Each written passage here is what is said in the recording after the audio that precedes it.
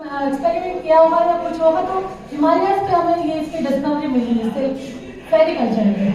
और दूसरा है चाइनीज में 3000 BC में इसको एक किंगडम ऑफ चाइनीज प्रिंसेस शिलिंग ची उन्होंने इसको डिस्कवर किया था।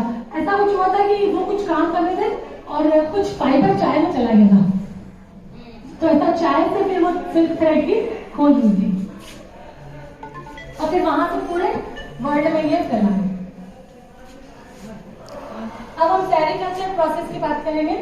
इसमें 3 स्टेप्स है, मॉडिकल्चर, सेल्फ फॉर्म रियरिंग और सेल्फ रीलिंग। तो फर्स्ट है मॉडिकल्चर। अब हमें सेल्फ फॉर्म सेरिकल्चर करना है तो सबसे पहले क्या चाहिए हमें? सबसे पहले क्या चाहिएगा? लीव्स चाहिएगी, प्लांट चाहिएगा। तो सबसे पहले प्लांट्स को अपन को कल्टीवेट करना पड़ेगा, तो हम लेंगे कल्टीवेशन ऑफ मलबरी लीव्स। अभी हमारा मेन फोकस क्या है? बॉम्बिक्स मॉडिफिलियम, तो मैं मलबरी लीव्स पे बात करूंगी। तो मलबरी लीव्स को कल्टीवेट करेंगे, तो जो प्रोसेस होता है कल्टीवेशन ऑफ मलबरी लीव्स का, उसे हम बोलते हैं मॉडिकल्चर। फिर सेकंड जो स्टेप होगी वो है सेल्फ फॉर्म रियरिंग। इसमें हम क्या करेंगे कि सेल्फ फॉर्म को ऐसे कंडीशन में रखेंगे कि वो अच्छे से ग्रो कर सके, उसको कोई बीमारी न लग सके। लास्ट स्लाइड में बताऊंगी मैं कि कौन कौन सी डिजीज होती है जो सेल्फ फॉर्म को लग जाती है और इससे पूरा नुकसान हो जाता है, पूरा सेरिकल्चर का जो पूरा प्रोसेस है वो खत्म हो जाता है। तो ये बताऊंगी मैं आगे जाके। फिर सेल करेंगे, ये सबसे मेन स्टेप यही है।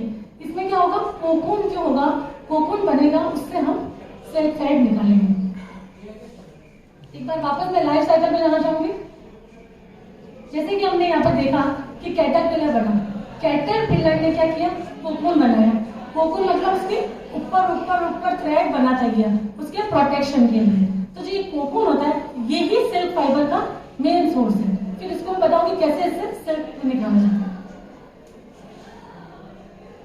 तो मॉडिकल्चर में हमें कल्टीवेट करेंगे हम मलबरी लीव्स को। इसके 3 मेथड्स है। या तो हम डायरेक्ट सीड से करें, बीज उगा के और फिर जो प्लांट्स उगेगा वैसे, या फिर रूट ग्राफ्टिंग है। तुम्हें पता होगा साइंस वालों को तो रूट ग्राफ्टिंग क्या होता है? एक रूट से दूसरे रूट को जोड़ के ऐसे करेंगे। फिर ये स्टेम ग्राफ्टिंग से करेंगे। और मलबरी लीव हम हार्वेस्ट करेंगे इन 3 मेथड से। या तो लीफ पिकिंग करें, सिंपल अपने हाथ से उसको तोड़ लें, या फिर ब्रांच कटिंग करेंगे, पूरी एंटायर ब्रांच हम तोड़ लें, या फिर टॉप शूट हार्वेस्टिंग, पूरी मलबरी शूट टिप को निकाल लें। ये कुछ पिक्चर्स है। ये देखो, सबसे फर्स्ट पिक्चर जो दिख रही है तुम्हारे को, ये लीव्स है। लीव्स के ऊपर हमने ये रख रखा है जो कैटरपिलर सारे सेल फॉर्म से ये ऊपर है।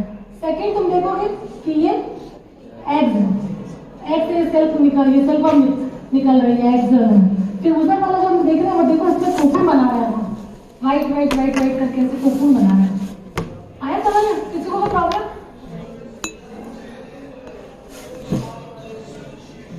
तो ये हमारे कुछ स्टेप्स है जो 7 मेजर है। सबसे पहले डिसइंफेक्शन। कोई भी हम चीज यूज करेंगे सेरिकल्चर में, कोई भी इक्विपमेंट यूज करेंगे, कोई रियरिंग ट्रेज यूज करेंगे, सबसे पहले उसको डिसइंफेक्ट करना बहुत जरूरी है। कि कोई भी इंफेक्शन लग जाएगा तो पूरा हमारा मेहनत खराब हो जाएगा। तो इसको हम सनलाइट, डायरेक्ट सनलाइट में कर सकते हैं, स्टीम, हॉट एयर पास कर सकते हैं। कुछ केमिकल्स हैं जैसे क्लोरामीन है, फॉर्मेलिन है, और रेडिएशन मेथड भी यूज कर सकते हैं। किसके लिए? इसको डिसइंफेक्ट करने के लिए। फिर सेकेंड है ब्रशिंग। ब्रशिंग में क्या करेंगे हम कि जो न्यूली हैच लार्वा जो बताया था पहले पिक्चर में, जो लीव्स के ऊपर था वो कैटरपिलर, तो उसको हम क्या करेंगे? एग शेल से रियरिंग ट्रे में ट्रांसफर करेंगे, तो that is known as brushing. फिर है फीडिंग द लार्वा। हम ऐसा एक फीडिंग बेड प्रिपेयर करेंगे, रियरिंग ट्रे। रियरिंग ट्रे जैसे अपनी ट्रे होती है ना, वैसी ट्रे होगी, तो उस पर हम क्या करेंगे? पूरा फीडिंग सारे लीव्स बिछा देंगे, तो वो एक बेड तैयार हो जाएगा। और उस पर हम क्या करेंगे? चॉप एकदम बारीक कटी मलबरी लीव्स रख देंगे, और उस पर हम क्या करेंगे? ट्रांसफर करेंगे कैटरपिलर को। तो ऐसे हम एक बेड तैयार करेंगे। ऐसा समझ? बाबा समझो, एक रियरिंग ट्रे ली, उसमें हमने चॉप मलबरी लीव डाल दी और उस पर हमने कैटरपिलर ट्रांसफर कर दी। ये हो गया हमारा। ऐसे हम उसको फीड करेंगे लार्वा को। फिर स्पेसिंग बहुत इंपॉर्टेंट है। हमें बार बार ये देखना है कि सब जो वर्म्स है वो दूर दूर रहे। ऐसा नहीं कि एक जगह इकट्ठी हो जाए, तो उससे क्या उनकी ग्रोथ रुक जाएगी। उनको प्रॉपर सब कुछ जो फीडिंग का मटेरियल, पूरी सनलाइट है, एयर है, वो सब मिल नहीं पाएगी। इसलिए हमें थोड़ा सा स्पेसिंग करनी है उसके लिए। हमें मतलब क्राउडेड सिचुएशन को प्रिवेंट करना है। फिर बेड क्लीनिंग है, तो क्या है कि कुछ गंदगी भी करेगी सिल्कवॉर्म, तो उसको हमें रेगुलरली रिमूव करना है, रीअरेंज प्रेस। फिर है कैरिंग ड्यूरिंग मॉल्टिंग, तो जब बाउंड करेगी मतलब मॉल्टिंग मतलब एक स्टेज से दूसरी स्टेज में ट्रांसफर होना। अब जैसे अभी ये स्टेज है, ये वाली कैटरपिलर वाली, ये जो अभी वर्म दिख रही तुम्हारे को, ये वापस क्या होगी दूसरी स्टेज में ट्रांसफर होगी। तो जब एक स्टेज से दूसरी स्टेज में ट्रांसफर होती है उस प्रोसेस को हम क्या बोलते हैं, मॉल्टिंग।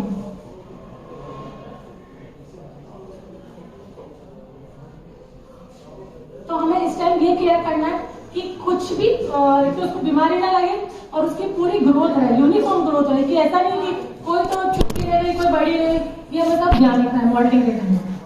फिर हम माउंटिंग, जो मैंने बताया था कि हम माउंटेज यूज करेंगे, माउंटेज डिवाइस होगा जिससे हम कोकून से सिल्क फाइबर निकालेंगे। तो नेक्स्ट स्टेज होती है और उस प्रोसेस को बोलते हैं माउंटिंग। फिर फाइनल स्टेज है the harvesting of the silk from the cocoon which is known as final stage of sericulture, मतलब कोकून से सिल्क को निकालना, ये फाइनल स्टेज जिसको हार्वेस्टिंग बोलेंगे। अब है सेल्फ रीलिंग, अब ये सबसे इंपॉर्टेंट स्टेप है स्टिफलिंग। इसमें क्या करेंगे हम, जो प्यूपा होगा, आगे बता ना कोकून के अंदर जो है कोकून विद प्यूपा, इसको हम गरम पानी में डालेंगे तो अपना सिल्क जो थ्रेड है वो लूज हो जाएगा और उससे हम इजीली एक्सट्रैक्ट कर पाएंगे उसको हम।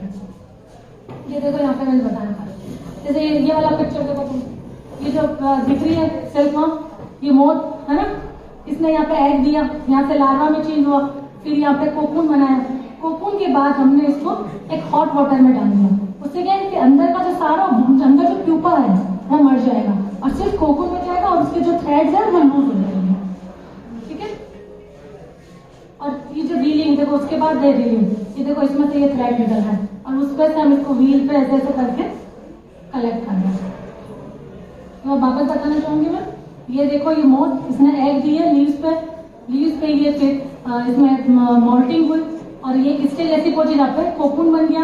कोकून को हमने फिर गर्म पानी में डाला, उसमें क्या हुआ, प्यूपा जो अंदर था वो उसकी डेथ हो गई और जो ये बची है कोकून, उसका थ्रेड लूज हो गए और उसको हमने व्हील की हेल्प से उसको हमने इकट्ठा करना शुरू कर दिया। तो ये है silk reeling. The process of removing silk filament from the dead cocoon is known as reeling. फिर इसको सिल्क को हम वापस रीबॉइल करेंगे ताकि इसका लश्चर इंप्रूव हो और फाइनली सिल्क फिलामेंट्स को हम एक थ्रेड के रूप में चेंज करेंगे और इस प्रकार से हमारे को सिल्क मिल जाएगा। ये एक बार वापस ये पूरा मैंने समरी बताई है। तो डेट इज अबाउट सेरीकल्चर। आपको डिजीजेज है जो सिल्क वर्म में लग सकती है, सबसे इंपॉर्टेंट है मैगोट। ये एक फ्लाई है ट्राइकोलाइगा सॉर्बिलंस, ये इससे इसको डिजीज लग सकती है। और एक है पेबराइड विच इज वो जो कोज होती है वो नोजेमा बॉम्बिसिस से होती है। एक है पॉलीहाइड्रोसिस, ये वायरस से लग जाती है। एक है फ्लैचेरिया, ये बैक्टीरिया से हो जाता है। एक है ग्रीन मस्कार्डाइन, ये फंगस से हो जाती है। तो हमें पूरे सेरीकल्चर के दौरान हमें ध्यान रखना है कि इसको कोई डिजीज ना हो। इसको डिजीज किस किस से हो सकती है, वायरस से हो सकती है, बैक्टीरिया से हो सकती है, फंगस से हो सकती है। तो हमें इन चीजों का ध्यान रखना है। इंपॉर्टेंट चीज ये है कि हमें इसको डिजीज से सेव करना है। Thank you.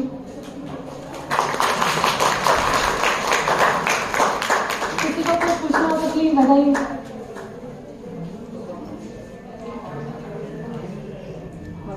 नेक्स्ट मूव करो।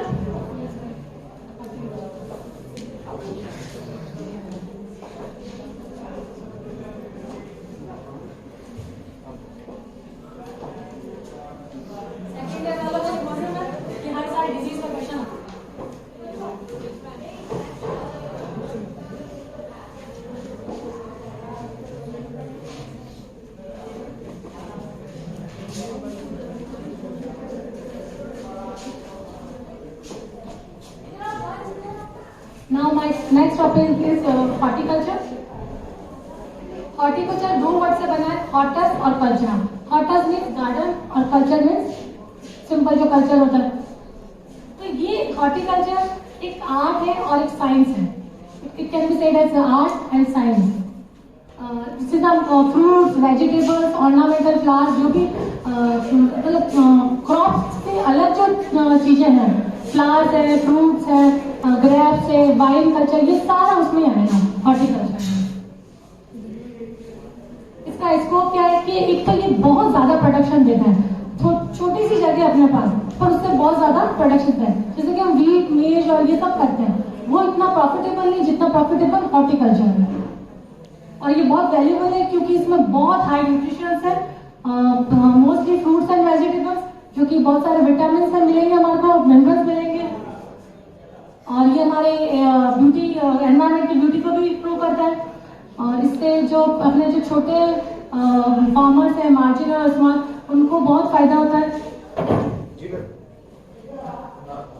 और सबसे बड़ा फायदा ये कि इससे वेस्ट इतना को मिनिमाइज करता है, वेस्ट को, सॉइल कंजर्वेशन, वाटर कंजर्वेशन में हेल्पफुल है।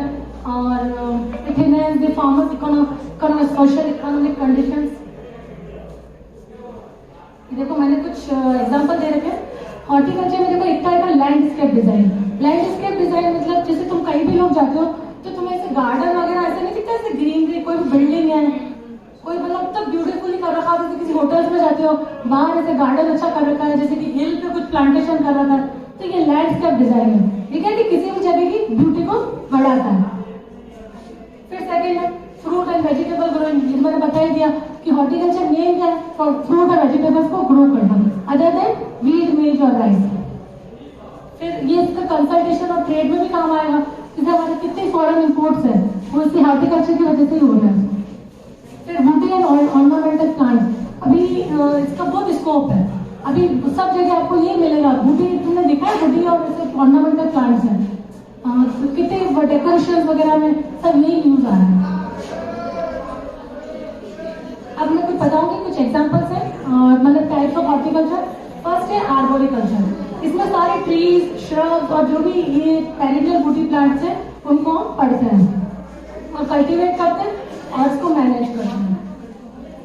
Floriculture is about ornamental plants and flowers, जिसमें हम फ्लावर्स कल्टीवेट करते हैं, ऑर्नामेंटल प्लांट्स, जो कि मैंने क्या बताया डेकोरेशन में यूजफुल है। फिर लैंडस्केप हॉर्टिकल्चर को मैंने बता ही दिया था, it is the practice of design outdoor spaces. फिर है ऑलरिकल्चर, ये ब्रांच ऑफ वेजिटेबल गार्डनिंग, जिसमें हम क्या करेंगे, नॉन ब्रूडिंग प्लांट्स को ग्रो करेंगे which is not use for human consumption. फिर पोमोलॉजी, जिसमें हम फ्रूट्स की स्टडी करते हैं। Pomology is study about fruits, जिसमें हम फ्रूट्स को कैसे ग्रो करें, कैसे उनकी देखभाल करें, वो सब पोमोलॉजी में आएगा। फिर विटिकल्चर, विटिकल्चर भी एक ब्रांच है एग्रीकल्चर की, जिसमें हम ग्रेप्स कैसे उगाएं, उनकी कैसे केयर करें, कैसे मार्केटिंग करें, इट्स ऑल अबाउट विटिकल्चर। फिर ऑनियोलॉजी है, जिसमें हम वाइन कैसे बनेगा, वाइन को कैसे मार्केट किया जाएगा, वो सब उसमें आएगा ऑनियोलॉजी। तो इतने सारे टाइप्स हैं इसके हॉर्टिकल्चर में। और सबसे इम्पोर्टेंट इसमें करियर बहुत अच्छा है। अगर आप बीएससी करते हो हॉर्टिकल्चर में तो it is very helpful for all of you. इसमें आप हॉर्टिकल्चरिस्ट बन सकते हैं, फार्म मैनेजर बन सकते हैं, एग्रीकल्चर ऑफिसर बन सकते हैं, फूड इंस्पेक्टर बन सकते हैं। अब मैंने यहाँ पे बता दे रहा कितनी कितनी सैलरी है, तो तुम लोग इसमें बीएससी भी कर सकते हो, एमएससी भी होती है।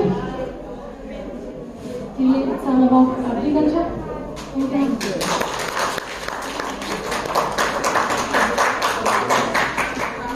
Thank you for taking interest in listening me.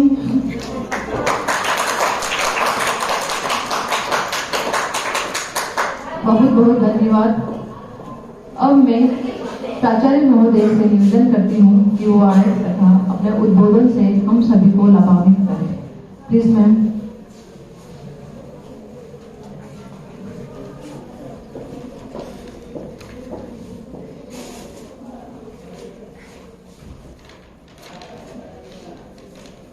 प्रिय छात्राओं एवं मेरे सभी साथी एक्टिव सदस्य जो इस महिला नीति में अभी उपस्थित हैं, मुझे मैडम ने बोला कि आज कार्यक्रम है, कल भी बताया था, भूल गई थी। फिर घर से जब निकलने लगी तो बोला कि कार्यक्रम शुरू हो रहा, आप आ जाइए। मैंने सोचा थोड़ी सी व्यस्त हूँ, आ नहीं पाऊंगी। फिर लगा कि जाते जाते आप लोगों से रूबरू होने का काम है तो लाभ ले ही लिया जाए। तो आके पता चला कि मीनाक्षी मैडम का लेक्चर है, फिर जाने की इच्छा ही नहीं हुई। काम होते रहेंगे अपनी जगह। इतना इम्पोर्टेंट लेक्चर सुन लूँ वो ज्यादा अच्छा है। बहुत सारी जानकारी मिली जो मुझे नहीं थी। विज्ञान से अपना थोड़ा दूर दूर का नाता है। आर्ट्स के स्टूडेंट हैं इसलिए साइंस थोड़ी कम समझ में आती है। फिर भी आज से ही करके कुछ प्रकार देखे और खास करके छात्राओं के लिए उपयोगी कि किन किन फील्ड्स में आपको अपॉर्चुनिटी रहती है जॉब के लिए। जॉब ओरिएंटेड आप किस तरह के कोर्सेज कर सकते हैं, इस बात की भी जानकारी मैडम से भी बहुत अच्छा लगा। जैसा कि आप जानते हैं महिला नीति और महिला प्रकोष्ठ, जहाँ नाम महिला से जुड़ता है उसका संबंध तो आप समझ ही जाते हैं कि महिलाओं में बहुत सारी प्रॉब्लम्स हैं। कई सारी प्रॉब्लम्स हमारे व्यक्तिगत हैं, स्वास्थ्य से संबंधित है, मानसिकता से संबंधित है और कुछ पर्यावरण और परिस्थितियों से संबंधित है। बीच में मैंने एक कॉन्फ्रेंस अटेंड की थी, वर्कशॉप बॉम्बे में 7 दिन का। उसमें महिला ट्रैफिकिंग के बारे में भी बताया गया था। आप लोगों को उसके बारे में भी बताऊंगी क्योंकि आज बहुत सारी छात्राएं हमारे बीच हैं और मैंने अभी कुछ बच्चों को मैसेज भी किया है कि अधिक से अधिक बच्चे आ जाएं, क्योंकि इस कार्यक्रम के बाद आज आपके 2 कार्यक्रम और हैं। सैनिटरी नैपकिन वितरण की सरकारी योजना है, आप लोग जानते हैं, वो भी महिलाओं के स्वास्थ्य से संबंधित ही बात है कि महिलाओं के स्वास्थ्य को सरकार भी दृष्टिगोचर में रखते हुए आपके स्वास्थ्य को उत्तम बना रहे, उसके लिए उन्होंने एक योजना चलाई है पूरे राजस्थान भर में, और वो है कि आपको निःशुल्क सैनिटरी नैपकिन दिया जाए। आपको पता है जो शराब नहीं पीते हैं तो 2-4 दिन ग्रुप में बैठे रहने से उनकी फिर ललक हो जाती है कि वो फिर बाद में उनकी प्रैक्टिस में आ जाता है। 2 दोस्तों ने 4 दोस्तों ने आपको बुला लिया, चल भी सिगरेट पी ले या शराब पी ले या फिर कोई ये गुटखा मुटखा खा लो, जो कॉलेज में जगह जगह आपको उसके सिंबल दिखते हैं, है ना, तो वो आपकी आदत में थोड़ी है। एक ने खाया, आपने दूसरे ने बुलाया, फिर 1-2 दिन मुफ्त में खिलाया, तीसरे दिन आपकी आदत पड़ गई ना। उसी क्रम में सरकार ने भी सोचा कि ये व्यक्ति की प्रकृति है, 2-4 बार मुफ्त में दे दो, फिर उसकी धीरे धीरे आदत बन जाएगी।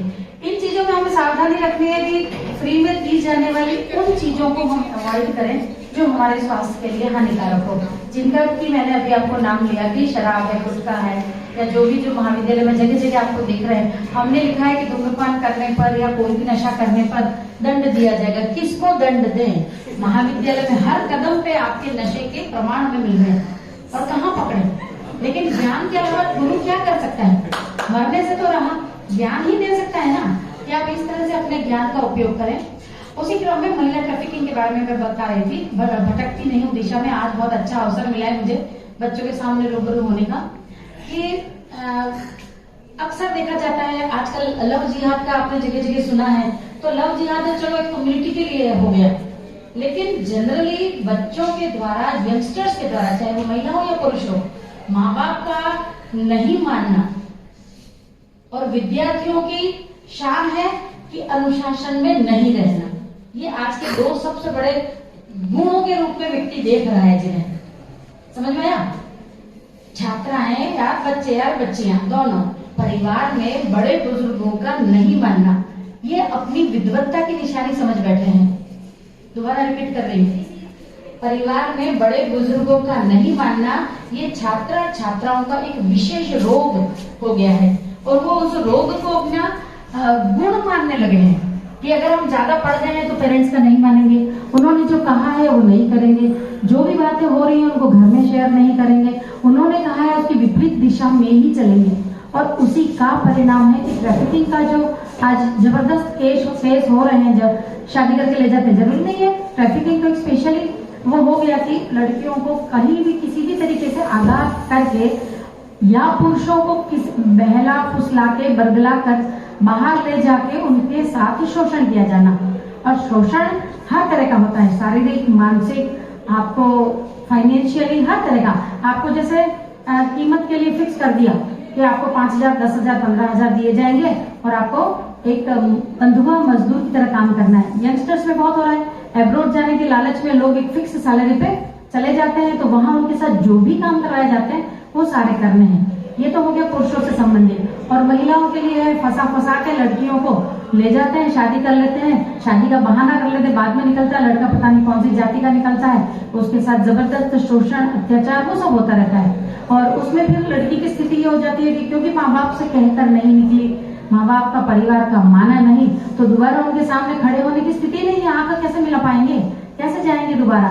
तो अब स्थिति ये हो गई कि न घर के न घाट के रहे, त्रिशंकु को बन के आसमान में लटक गए। तो नुकसान किसका होता है? ज्ञान बहुत जरूरी है इन सब चीजों में कि आप थोड़ा सा अलर्ट हो जाएं। और इसी क्रम में आज दूसरा महिलाओं के लिए एक हेल्थ चेकअप भी है। प्रायः लड़कियां अपने स्वास्थ्य के बारे में ध्यान नहीं देती हैं, कौन सा विटामिन कम हो रहा है, कौन सा बॉडी में एक्सेस हो रहा है, किसको कंट्रोल करना है, किसको बढ़ाना है, कैसे हम आगे बढ़े अपना स्वास्थ्य। स्वास्थ्य है तो सब कुछ है, बाकी सारी संपत्ति यही की धरी रह जाती है। किसी को भी मर के जाते हुए देखा है कि उनके साथ में बहुत बड़े बड़े पोटले गए, धन के, संपत्ति के, या और किसी के भी मकान जमीन जायदाद गया, कुछ किसी के साथ जाता है उसका स्वास्थ्य। अगर आपका स्वास्थ्य है तो जो जीवन आपको मिला है उस जीवन को आप अच्छे से जी सकते हैं और उसी अच्छे स्वस्थ जीवन के साथ आप आगे बढ़ें। तो इसी क्रम में आज आपको सैनिटरी नैपकिन का वितरण भी यहाँ किया जाएगा। और नीचे जाके आप देखेंगे तो एक कैंप लग रहा है बॉडी चेकअप के लिए। अधिक से अधिक छात्रा, निःशुल्क कैंप है, कोई नुकसान नहीं है, जरूरी नहीं है उन्होंने जो कहा वो माने, आप उसको फॉलो करें। आप तो अपना कैसे अपने स्वास्थ्य को सुधार सकते हैं उस एंगल से कि सरकार की योजना की क्रियान्वित। बच्चे कहाँ जा रहे हो? अच्छा नहीं हो ना, चले बच्चे ना, आज तो वितरण किया था निःशुल्क। तो सरकार की जो योजना है कि आपको निःशुल्क सैनिटरी नैपकिन देकर आपने एक लत डाली जाए कि आप उसी का यूज करें जिससे कि आपका स्वास्थ्य अच्छा रहे। तो सरकार की इस योजना को भी हम हमारे लिए वरदान की तरह स्वीकार करते हुए उस चीज का भी लाभ लें और बॉडी चेकअप का भी लाभ लें। आपको ज्ञान भी बांटा जा रहा है, निःशुल्क भेंटें भी दी जा रही हैं। तो इस सब के लिए इस कॉलेज को, यहाँ की इस कमिटीज को और सरकार को इस मंच से बहुत बहुत धन्यवाद ज्ञापित करती हूँ।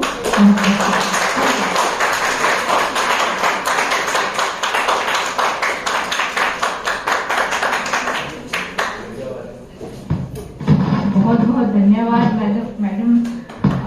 आपने आशीर्वचन तो दिए ही, साथ में ह्यूमन ट्रैफिकिंग पर हमारे जो युवा हैं उनको बहुत सटीक जानकारी दी जो आज के संदर्भ में बहुत महत्वपूर्ण है।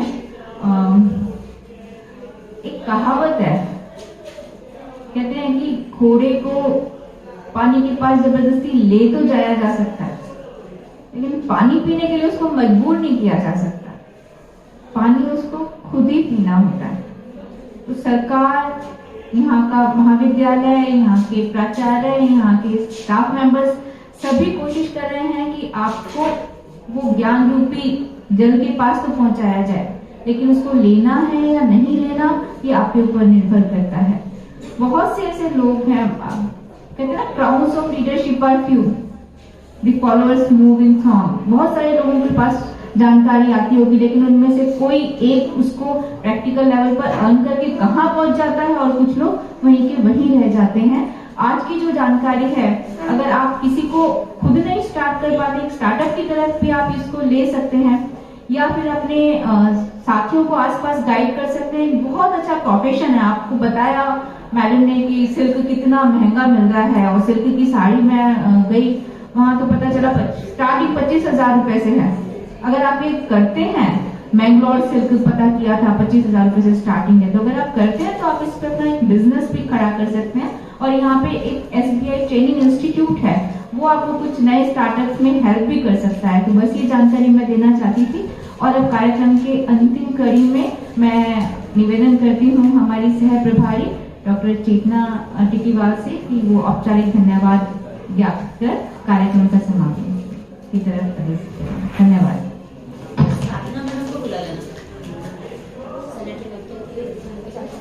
अब मैं डॉक्टर साधना मैम से आग्रह करूंगी कि ये बच्चों को आशीर्वचन प्रदान करें और नैपकिन जानकारी प्रदान करें।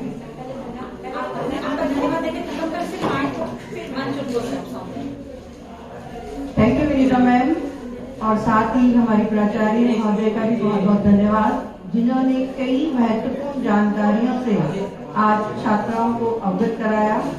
और इस विषय पे आज एक अवेयरनेस की आवश्यकता है, जागरूकता की आवश्यकता है। और हमें मैम ने जो बताया महिलाओं के प्रति जो अत्याचार हो रहे हैं, अब्रॉड जाने के लिए जो मेल्स हैं उनसे तरह तरह का उनका वहाँ शोषण होता है, तो इन सब हालातों से बचने के लिए हमें अपने परिवार का अपनी सारी बातें साझा करनी चाहिए, जिससे कि हमें नई दिशा मिल सके। इसके साथ ही आज के कार्यक्रम की जो हमारे मुख्य वक्ता हैं डॉक्टर मीनाक्षी माहूर, जिन्होंने सेरिकल्चर के बारे में हमें बताया। सेरिकल्चर और हॉर्टिकल्चर दो कल्चर की जानकारी इन्होंने हमें प्रदान करी, जिसमें जो महत्वपूर्ण बात इन्होंने बताई हॉर्टिकल्चर से जो रिलेटेड है कि इसमें हमारी जॉब अपॉर्चुनिटीज बहुत ज़्यादा है और हमें इन सब के प्रति जागरूक होके एक नई दिशा हमको मिल सके। और जॉब आजकल जो सबसे मेन समस्या है उससे कहीं हद तक हम छुटकारा पा सकते हैं। मीनाक्षी माहूर मैम का बहुत बहुत धन्यवाद। इसके साथ साथ ही हमारे बीच मोनिका मैम की पधारी थी, प्रमोद सर, साधना मैम, भावना मैम, वंदना मैम, रेखा मैम, आप सभी का बहुत बहुत धन्यवाद, क्योंकि पूरी टीम ने मिलके इस कार्यक्रम को सफल बनाया। और सबसे अधिक धन्यवाद के जो पात्र हैं वो है हमारे विद्यार्थी, जो कि इतनी मात्रा में जितने भी हैं हमारे समक्ष प्रस्तुत हुए हैं, उपस्थित हुए हैं, उन सबका तहे दिल से शुक्रिया कि उन्होंने बहुत इत्मीनान के साथ सेरिकल्चर और हॉर्टिकल्चर के बारे में और प्रिंसिपल मैम ने जो हमें बताया उनको बहुत ही ध्यान से सुना। Thank you.